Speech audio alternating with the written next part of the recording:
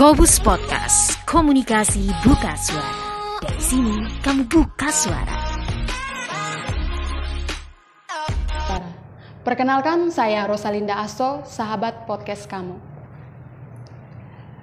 Podcast ini diproduksi oleh Program Studi Ilmu Komunikasi Universitas Katolik Widya Mandira Kupang.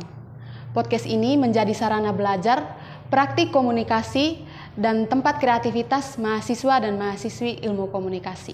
Sahabat Kobus Podcast, film merupakan sarana untuk menyampaikan pesan penting kepada masyarakat dengan cara menghibur dan menyenangkan. Pada episode kali ini sudah hadir bersama dengan saya, seorang anggota komite dari Komunitas Film Kupang, Nusa Tenggara Timur, Kak Yedida Asteria Letedara. Halo Kak Yedi, selamat datang di Kobus Podcast. Terima kasih sudah diundang. Apa kabarnya Kak Yedi? Baik. Terus apa kabar? Baik juga Kak. Oke. Baik Kak Yedi, sebelum kita lanjut ke perbincangan mengenai topik tentang produksi film ini, alangkah lebih baik saya persilakan kepada kakak untuk memperkenalkan diri terlebih dahulu kepada sahabat Kobus Podcast. Oke, halo teman-teman semua, teman-teman Kobus Podcast. Terima kasih sebelumnya sudah diundang di acara ini. Saya sangat senang karena saya sebagai alumni di komunikasi Unwira bisa kembali melihat perkembangan yang sangat signifikan di kampus ini. Jadi saya merasa terhormat. Perkenalkan, nama saya Yedi Letedara. Saya dari Komunitas Film Kupang, salah satu anggota dan juga komite di Komunitas Film Kupang. Aktivitas sehari-hari full time di Komunitas Film Kupang dan memproduksi, mengedukasi, dan mendistribusikan film. Baik, Kak Yedi. Kak Yedi ini sebenarnya merupakan alumni dari program studi ilmu komunikasi Universitas Katolik Widya Mandira sendiri, yaitu angkatan 2016 ya Kak, kalau tidak salah. Iya, betul. Oke Kak. Kak Yedi ini aktif di Komunitas Film Kupang sejak tahun 2019. Pernah ikut dalam berbagai produksi film pendek, fiksi maupun dokumenter, serta berperan sebagai anggota komite di Komunitas Film Kupang sejak tahun 2021 ya Kak? Betul. Wah Kak, pengalaman yang cukup banyak ya Kak? Sedikit saja sih. Oke Kak Yedi, sebelum kita bahas soal produksi film nih Kak, saya tertarik dengan latar belakang kakak yang berkecimpung di industri perfilman. Kira-kira apa sih Kak yang membuat kakak mulai terlibat dan tertarik dalam industri perfilman ini Kak? Oke, jadi sebenarnya beta pakai bahasa Kupang saya. Boleh. Oke, jadi sebenarnya beta ini cukup suka dengan aktivitas menonton, kemudian aktivitas komunitas di Kota Kupang sejak tahun 2018 atau 17 kurang lebih. Jadi dari situ beta sudah mulai aktif dengan menjadi volunteer di kegiatan, di aktivitas-aktivitas sosial juga di Kota Kupang, karena beta pun teman-teman juga dari situ. Lalu berjalannya waktu 2018 itu beta dikasih tawaran, diajak oleh salah satu teman untuk gabung sini ya, ada waktu itu pemutaran film, ada minta volunteer untuk pemutaran film Nokas, film pendeknya KFK. Lalu beta tertarik, oke, boleh, karena selama ini kan sudah pernah ikut kegiatan komunitas. Lalu beta gabung di tahun 2018 di pemutaran itu sebagai volunteer. 2019 itu mulai secara resmi masuk di Komunitas Film Kupang dan mulai merasa wah kayaknya menyenangkan nih. Nah, mulai dari situ 2019, 2020 sampai sekarang di tahun 2021 dipercaya oleh teman-teman untuk menjadi komite. Jadi kami itu sebenarnya ada 3 orang. Jadi beta salah satunya, beta sebagai koordinator umumnya. Tapi katong ada Kak Irwan dan ada satu Kakak Ken. Ya, jadi bentuknya itu sudah bukan memang model aktivitasnya komunitas, tapi bentuknya itu perkumpulan. Ya, jadi selama 4 tahun ini beta cukup tertarik dengan perkembangan perfilman di Kupang. Jadi memang sangat berkembang dan beta rasa Kupang punya potensi film. Jadi makanya dari situ beta mulai aktif di aktivitas perfilman di Kota Kupang. Begitu, Ros. Oke, Kak. Nah, kita masuk ke Komunitas Film Kupang nih, Kak. Selama kakak berkarya atau bekerja dan bergabung di Komunitas Film Kupang ini, kira-kira karya apa saja yang sudah dihasilkan? Karya film ya? Iya. Kalau sebenarnya mungkin beta mau mulai dengan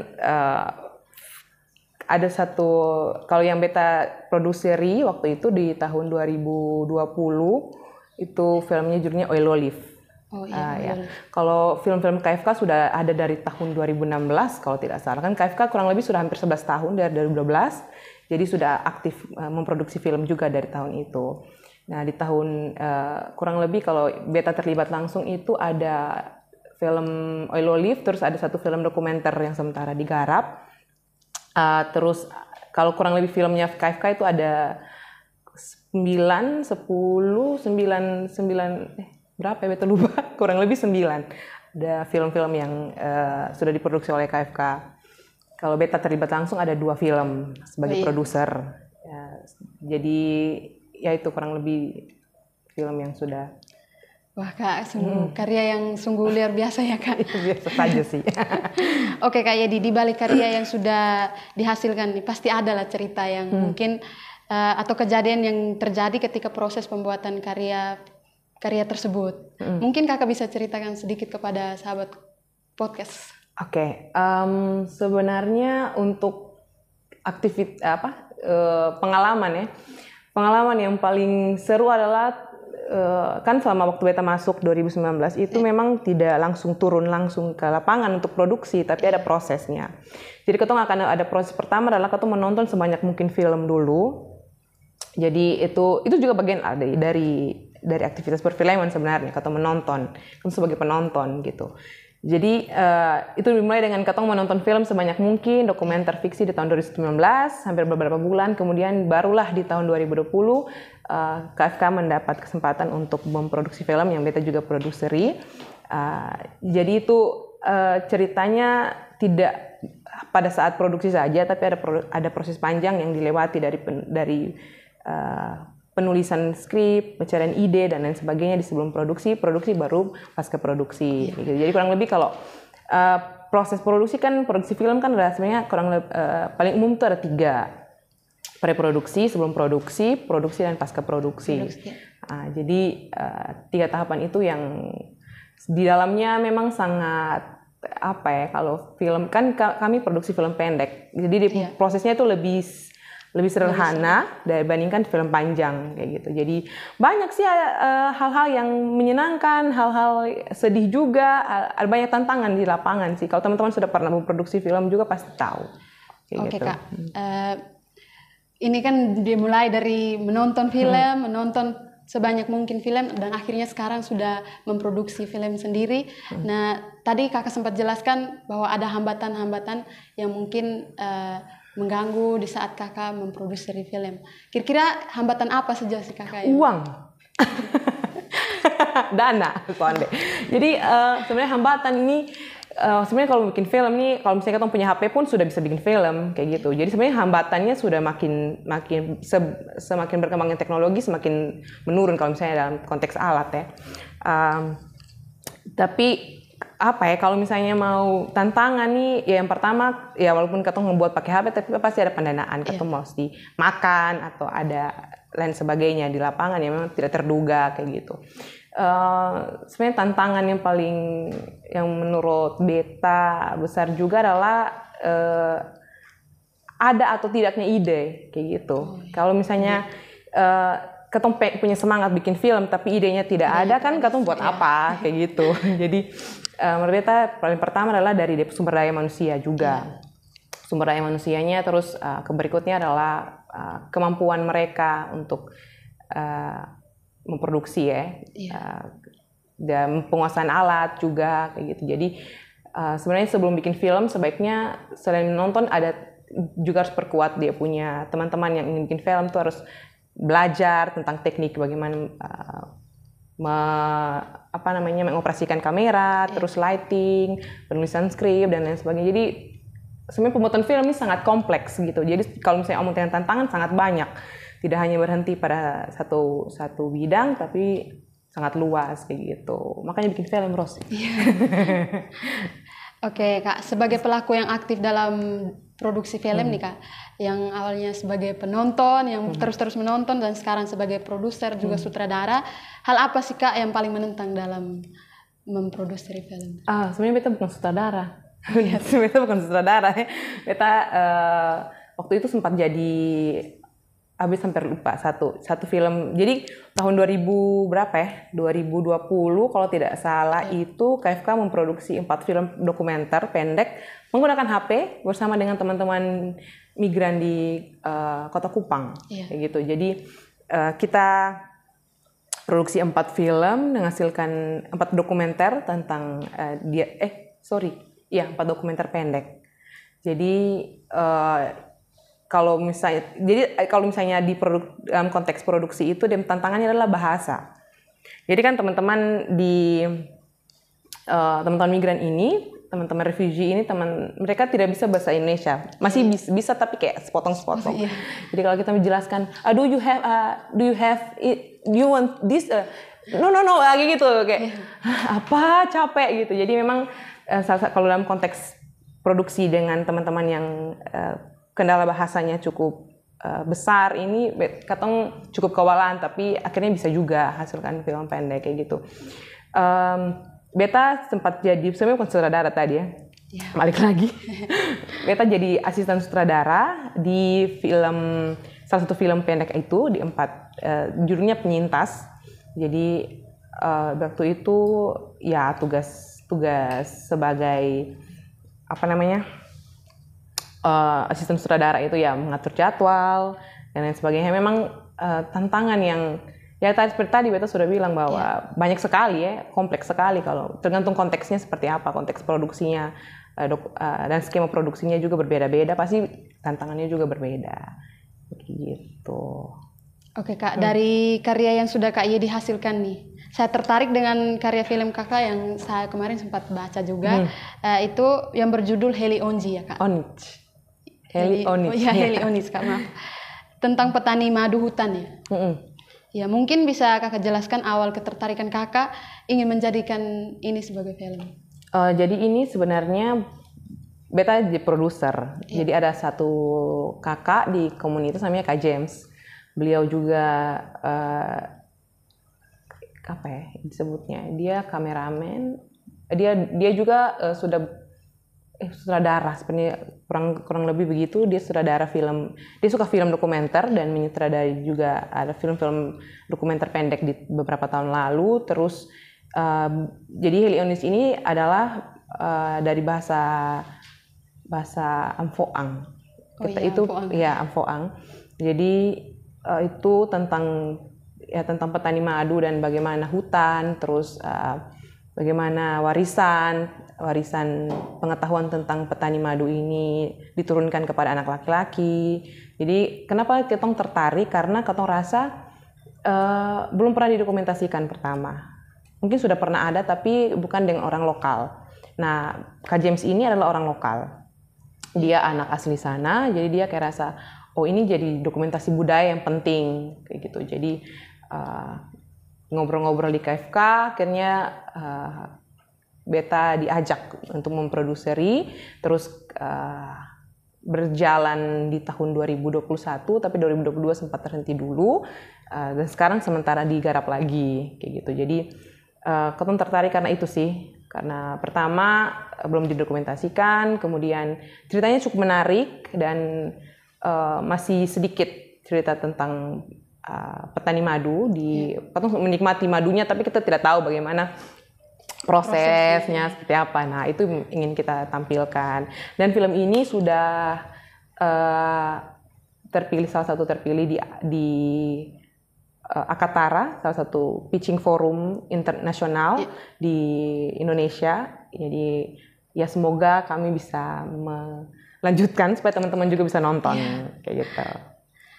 Oke Kak. Kira-kira apa sih pendapat Kak Yedi tentang dunia perfilman di Kupang ini dengan progres-progres film yang sudah dijalankan di Kota Kupang ini dari landscape perfilman nasional?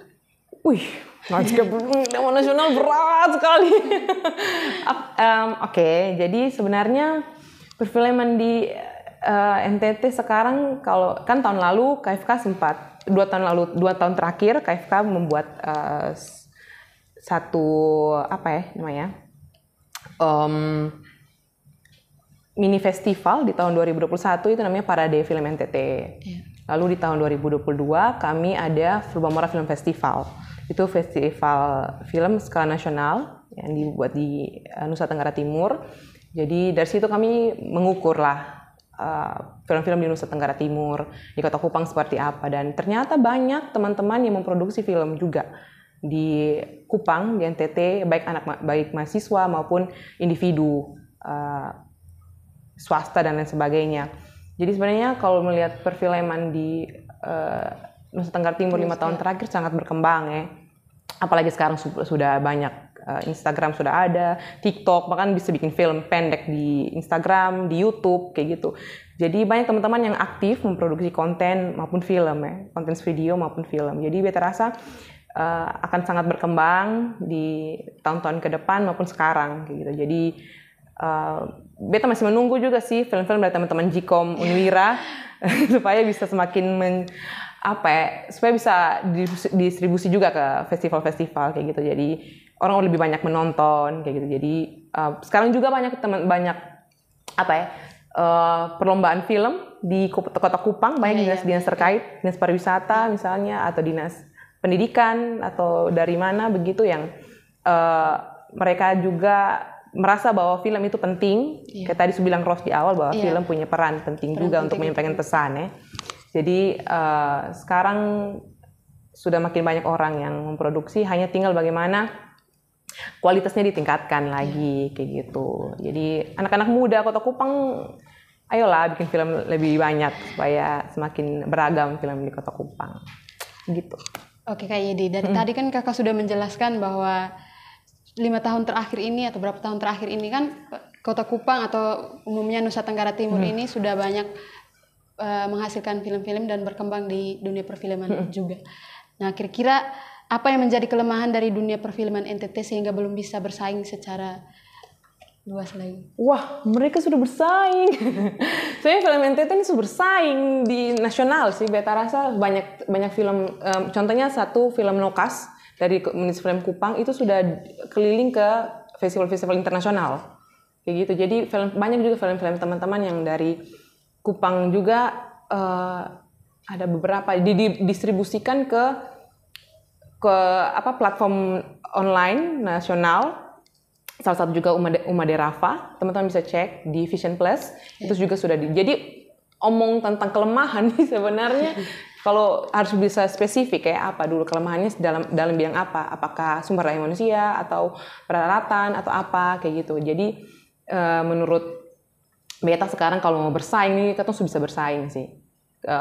Teman-teman filmmaker di Kota Kupang sudah punya kemampuan yang cukup mumpuni untuk memproduksi film maupun mendistribusikan dan lain sebagainya kayak gitu. Jadi kelemahan kita rasa apa ya? Kan ada teman-teman mungkin karena belum beragam, mesti lebih banyak beragam film lagi sih di Kota Kupang, di NTT kayak gitu. Jadi kelemahannya apa ya? Sumber daya banyak sih menurut beta. Jadi mungkin lebih spesifik ke kalau sumber daya manusia, kita belum punya lembaga khusus atau sekolah film ya di Kota Kupang, di Nusa Tenggara Timur. Padahal kita rasa bahwa ternyata banyak juga yang bikin film, tapi belum ada lembaga khusus, sekolah khusus untuk film kayak gitu. Kita memang mempelajari film di kampus, tapi kan kita belajar secara umum kayak gitu. Tapi kalau misalnya sudah ada satu lembaga yang memang mengurus film, itu malah lebih baik kayak gitu. Itu mungkin salah satu kelemahan sih di Kota Kupang atau di Nusa Tenggara Timur. Oke baik Kak, kalau boleh tahu nih Kak, tips and trick apa sih yang dari Kak Yedi diberikan untuk teman-teman yang ingin berkecimpung di dunia perfilman? Tips dan trik. Tips aduh ya ampun ini kayak tips and trik gitu. Yang pertama teman-teman coba apa ya, nonton film pertama itu. Berarti nonton film dulu. Kalau nonton film bisa pertama nonton film pendek sudah 10 menit masih tahan, oke berarti sudah bisa. Berarti ini terus pertama kan ada tahapan sebenarnya jadi penonton. Pertama tuh kita nonton sebagai penonton. Filmnya bagus. Tapi kemudian di kedua kali ketika kita menonton nanti ada satu perspektif baru. Kayak kata rasa bahwa kenapa ini dan pemain begini, kenapa karakternya begini? Nah, itu sudah mulai muncul. Ketemu punya rasa ingin tahu. Ya. Kemudian nanti ketika kita menonton film berikutnya lebih panjang atau lebih berbeda deh punya cerita lagi, mulai ada proses yang baru lagi, perspektif baru lagi. Wah ternyata dia punya kamera dari sini ke sini. Kenapa dia punya kamera goyang? Nah itu mulai berkembang. Nah menonton film akan melatih ketong untuk melihat film bukannya sebagai menonton tapi katong bisa belajar dia pun teknik, belajar dia punya cerita dan lain sebagainya. Jadi menurut beta pertama teman-teman coba nonton film minimal 1 hari itu 2 film pendek di YouTube sangat banyak. Sekarang banyak sekali film pendek. Terus 1 minggu tuh sebulan tuh bisa coba minimal 10 film pendek atau film panjang maksimal 2 kayak gitu. Tapi jangan bajakan ya teman-teman, tolong jangan bajakan ya. Jangan bajakan, jadi jangan di Telegram ya teman-teman ya. Usahakan di platform yang legal sekarang banyak kayak gitu. Jadi nonton film lah dulu. Nonton film dulu, kalau sudah mulai suka nonton film, pasti nanti suka juga penasaran dengan film seperti apa dan akhirnya akan muncul keinginan untuk memproduksi film. Yang berikut adalah, kedua tipsnya adalah jangan nonton film bajakan teman-teman. usahakan ya, kalau misalnya punya uang 5.000 sekarang, kalau misalnya kita nonton di platform online, 5.000 perak kita sudah bisa nonton film bagus kayak gitu. Jadi yang kedua, cobalah usahakan untuk bisa nonton di platform yang legal ya. Kalau misalnya ada teman-teman pun terus apresiasi film-film Nusa Tenggara Timur di Kota Kupang, di kampus, di kos, misalnya kan ada bikin film, apresiasi dan film, ajak kawan-kawan kos nonton, dia bikin film nih, ajak nonton bareng, itu apresiasi yang dia akan sangat senang. 5 orang pun nonton dia akan suka karena dia selama ini nonton sendiri, ketika dia punya banyak orang yang nonton dia juga kayak dia semangat lagi kayak gitu. Kita harus bikin film karena nanti mungkin ada 100 orang yang ingin nonton kayak gitu. Yang berikut adalah datang di komunitas film Kupang untuk acara-acara teman-teman. Ini bisa promosi toh? Iya bisa. Jadi sebenarnya aktif juga teman-teman, usahakan teman-teman mahasiswa khususnya, banyak teman-teman yang kayak begini praktek yang sangat bagus untuk perfilman ya. Teman-teman sudah belajar tentang, beta sudah belajar teknik kamera secara serius karena beta memang di distribusi dan produksi. Ada teman-teman yang produksi. Jadi teman-teman punya sumber daya yang sangat banyak, manfaatkan itu buat sebanyak mungkin. Coba buat kumpul-kumpul footage, kemudian di editing, itu sebenarnya sudah mulai tahap-tahap awal kayak gitu. Jadi jangan malas. Ya walaupun katong sering kali kayak son mau bangun jam 9 atau kayak ibu ning su telepon lah atau kayak mau pergi kampus capek lah kayak gitu. Tapi usahakan supaya berkumpul dengan teman-teman juga yang punya dampak positif kepada teman-teman ya. Supaya kalau ajak untuk membentuk tim produksi 5 orang pun sudah bisa kayak gitu. Jadi usahakan lingkungan juga bisa mendukung teman-teman punya rasa ingin tahu dan kepengen bikin film itu. Jadi kayak gini kayak komunitas atau bikin klub di kampus itu sangat baik kayak gitu. Baik Kak Yedi. Nah, ini sedikit tips and trick untuk teman-teman dari podcast, dari Kobus.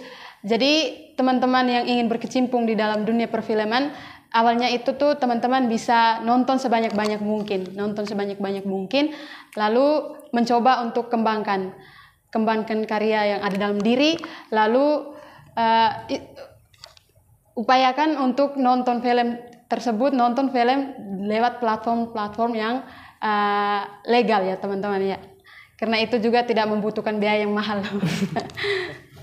Jadi baik Kak Yedi. Nah, kira-kira harapan Kak Yedi, ini kita masuk ke pertanyaan terakhir nih Kak. Wah, Sayang sekali. Harapan Kak Yedi bagi pelaku perfilman di Indonesia ini, terkhusus Kupang sebagai basis dari komunitas film. Oke, pesan apa tadi? Pesan ya? Harapan. Ini sama kayak sangat pejabat begitu. Harapan saya adalah ini. Beta berharap apa ya? Yang pertama, teman-teman, khusus untuk teman-teman mahasiswa yang bikin film atau teman-teman klub film, jangan berhenti bikin film, jangan berhenti mengedukasi tentang film atau mendistribusikan teman-teman punya film. Harapannya teman-teman tetap punya semangat, teman-teman lakukan apa yang sekarang teman-teman sudah lakukan sebentar, lanjutkan terus. Kemudian apalagi ya, harapannya dinas-dinas yang bikin lomba tuh usahakan jangan 1 tahun 1 kali, usahakan kayak kasih dana lah buat teman-teman produksi lah, masanya ayo bikin film tapi keberlanjutannya tidak ada gitu. Harapannya perfilman atau teman-teman punya film bisa lebih berkelanjutan dan mahasiswa-mahasiswa juga lebih aktif lagi, teman-teman pemuda juga lebih aktif lagi untuk memproduksi film sehingga ketemu film bisa bersaing secara lokal maupun nasional maupun internasional. Karena beta rasa potensi di Kota Kupang sangat besar ya. Tinggal digali dan diolah bagaimana baik dan supaya bisa kasih harum ini Kota Kupang gitu. Oke baik Kak, tadi kan ini secara umum ya Kak, ini sebagai perfilman Indonesia terkhusus di Kota Kupang. Nah yang terakhir nih Kak, kira-kira pesan untuk sahabat podcast sendiri, untuk yang nantinya mungkin pengen berkecimpung di dunia perfilman. Sahabat podcast, oke. Apa ya, dia punya, apa tadi? Pesan. Oke. Pesannya adalah teman-teman mulai saja dulu, urusan nanti apa dia pun teknis dan lain-lain kita masih bisa pelajari dan berkembang. Jadi coba mulai dan teruskan, jangan berhenti, jangan karena dapat tugas dari Ibu Ning saja jadi teman-teman langsung bikin, tapi karena memang teman-teman suka dan lakukan sebagai entah hobi atau memang kesukaan teman-teman, seperti itu. Oke sahabat Kobus Podcast, terima kasih sudah menonton podcast ini. Terima kasih juga kepada Kak Yedida Asteria Letedara yang sudah hadir. Jangan lupa untuk follow Instagram kita di @kobuspodcast, Facebook Kobus, YouTube Ilmu Komunikasi Unwira, dan TikTok Kobus Podcast. Terima kasih. Saya Rosalinda Aso, tuan rumah Kobus Podcast, pamit undur diri. Sampai jumpa.